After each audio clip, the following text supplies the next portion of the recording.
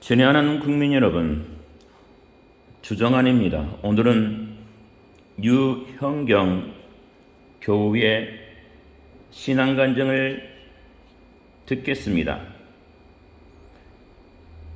2005년 9월 체코 프라하에서 열린 세계 장애인 수영 선수권대회에서 배영 200m 부분 세계 신기록을 세운 김진호 선수의 어머니입니다.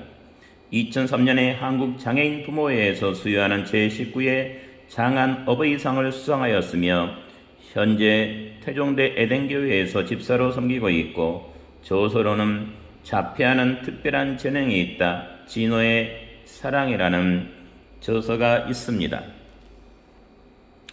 유난히 무더웠던 여름이 지나고 초가을이 찾아왔다. 요즘은 아침부터 비가 자주 내리는데 또 지겹다는 생각은 그다지 들지 않는다. 운동하러 나가는 아들 녀석에게 아침 식사를 차려주고 나니 잠시 여유가 생겨 오랜만에 책 한 권을 집어들었다. 그분이 오늘은 비를 흠뻑 맞고 집에 또 오셨다. 깜짝 놀라 맞으니 손에는 우산이 들려있지 않은가. 아니, 이 우산을 받지 않고 비를 이렇게 맞으셨어요? 내가 묻는 말에 빙그레 웃으시며 접어진 우산 속에서 종이에 싼 것을 꺼내 먹어보라고 내미신다. 떡이었다. 결혼식장에 다녀오시는 길인데 그곳에서 특별히 어머니에게 싸준 것을 내게 갖고 오신 것이다. 비록 비에 젖지 않도록 그것을 우산으로 가리고 당신은 흠뻑 비를 맞으시고, 신은 모든 곳에 있을 수 없기에 어머니를 만들었다는 수필집에 실린 글 한 편이 어찌나 심금을 울리던지 나도 모르는 사이에 눈물을 흘러내렸다. 평범한 엄마로 살지 못하고 자폐성 발달 장애아의 어머니로 19년 동안 살아오면서 겪었던 고생과 보람이 떠올라 흘린 눈물이었다. 손이 귀한 집안에 태어난 아들 진호를 안았을 때 가득했던 기쁨은 그리 오래가지 못했다. 진호는 만 3돌이 지나도 말은커녕 나와 눈도 마주치지 않고 자신이 원하는 것에만 집착하는 성향을 보였다. 의사 표현을 거의 매번 개성으로 대신하는 아들을 바라보는 내 심정은 타 들어가는 듯 했다. 답답함과 불안함을 잔뜩 느끼고 있던 중 진호가 4살 되던 해에 병원에 가서 정확한 원인을 규명해 보았다. 자폐입니다. 주변의 일을 이해 못하고 자신의 요구를 표현 못하며 변화하는 환경에 대처하지 못하는 원인 불명의 선천적 발달 장애이지요. 의사의 설명을 듣고 나서도 나는 그것을 심각하게 받아들이지 못했다. 평생 자폐를 지니고 살아야 하나 걱정이 되는 가운데 또 다른 한편으로는 진호가 약을 꾸준히 먹으면 분명 나아질 것이라는 기대감이 들어서였다. 하지만 시간이 흘러도 진호의 증상은 호전될 기미가 보이지 않았다. 진호가 학교에서 특수교육을 받는 6개월 동안 진호와 같은 병을 갖고 있는 아이들을 접하며 나는 비로소 자폐가 불치병이라는 것을 인식할 수 있었다. 부인하고 싶었지만 자폐로는 치료해서 나을 수 있는 병이 아니라 평생 지니고 살아야 하는 장애임을 인정할 수밖에 없었다. 왜 하필 나의 아이일까? 원망이 저절로 터져나왔다. 그렇게 원망을 시작하다 보니 급기야는 청혼을 했던 남편도 미워졌고 우리 결혼을 허락했던 부모님한테까지도 불평을 쏟아놓게 되었다. 혹시 내 잘못 때문에 진호가 장애를 갖게 된 것 아닐까 싶어서 기억나는 모든 잘못을 일일이 뉘우쳐도 보았지만 진호의 증상은 조금도 좋아지지 않았다. 괴로움을 견디다 못한 나는 어느새 자살을 꿈꾸게 되었다.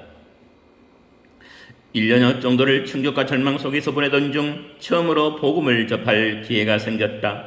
결혼하기 전 천주교에서 영세를 받고 가끔씩 성당에 다녔지만 예배의식이 거룩해 보여서 나갔을 뿐이었다. 불교 집안으로 시집온 다음부터 나는 발길을 끊었다. 그러다가 자폐아동 학부모 모임에서 신앙을 가진 분들을 만났고 그분들과 지내다 보니 그분들이 전하는 복음을 자연스럽게 받아들일 만큼 마음 문이 열리게 되었다. 비록 사람은 고칠 능력이 없지만 하나님께서는 진호를 고쳐줄 수 있으리라 믿고 교회에 나가기 시작했다. 4, 5년 동안 기도 모임과 봉사활동을 열심히 하면서 하나님께 순종하는 모습을 보여드렸다.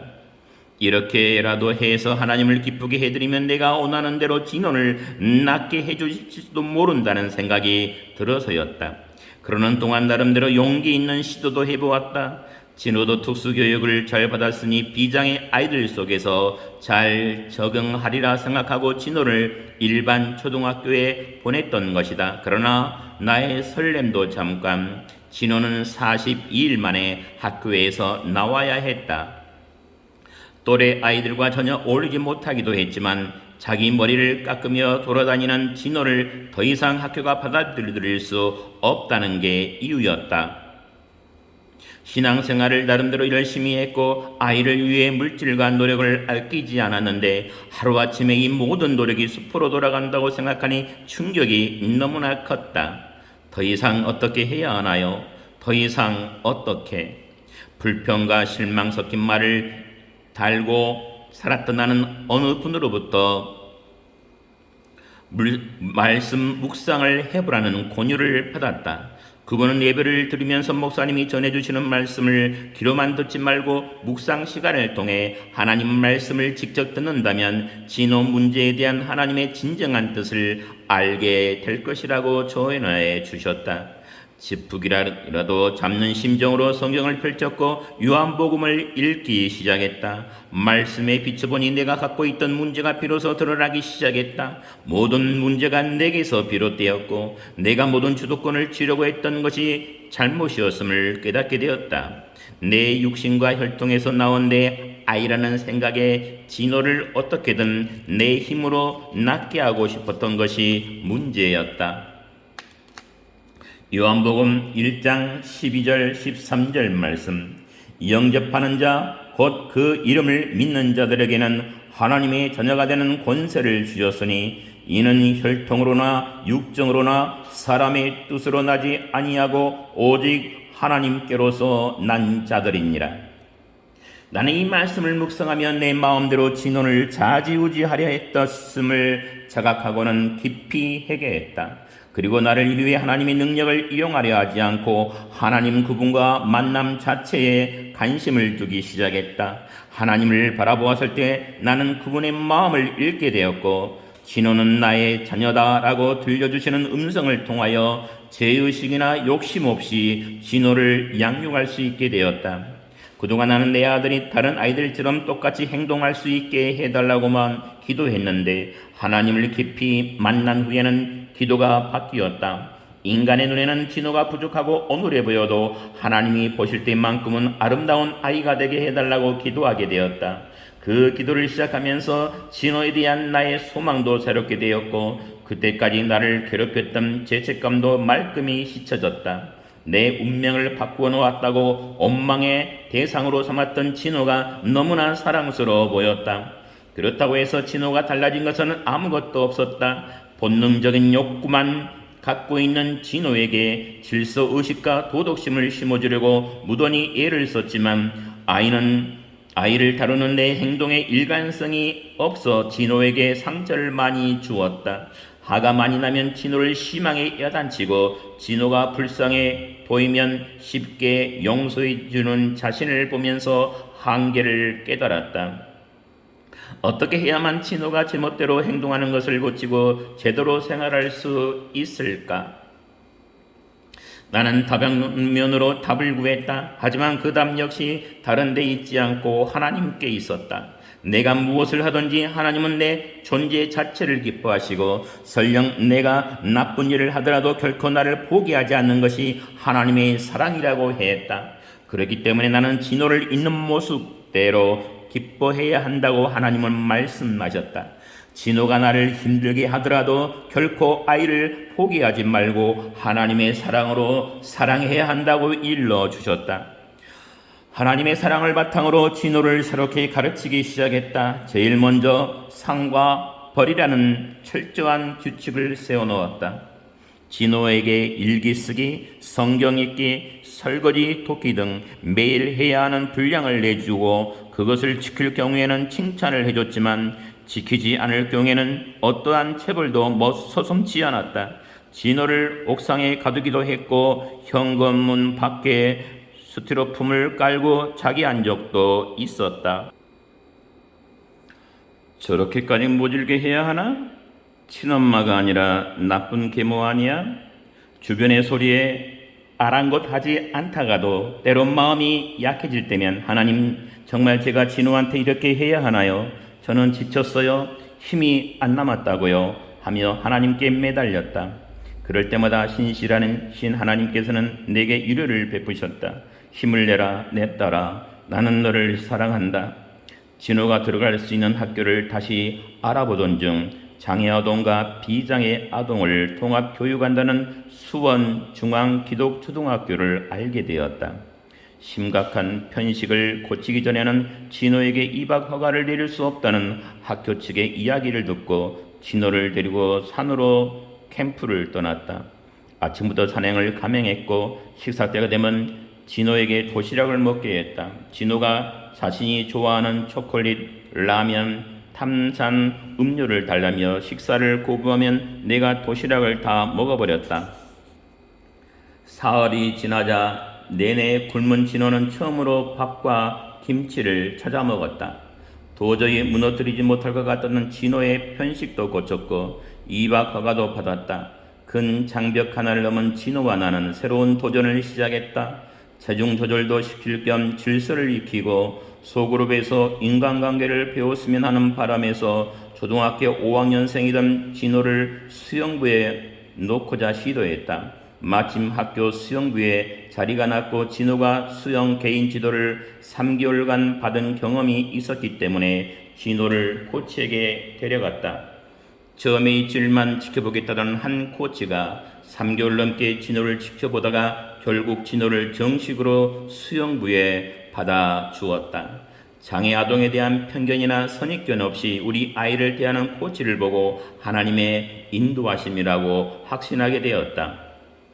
코치는 진호를 각종 수영대에 데리고 다니면서 부족한 부분을 지적해주며 반복 훈련을 시켰다.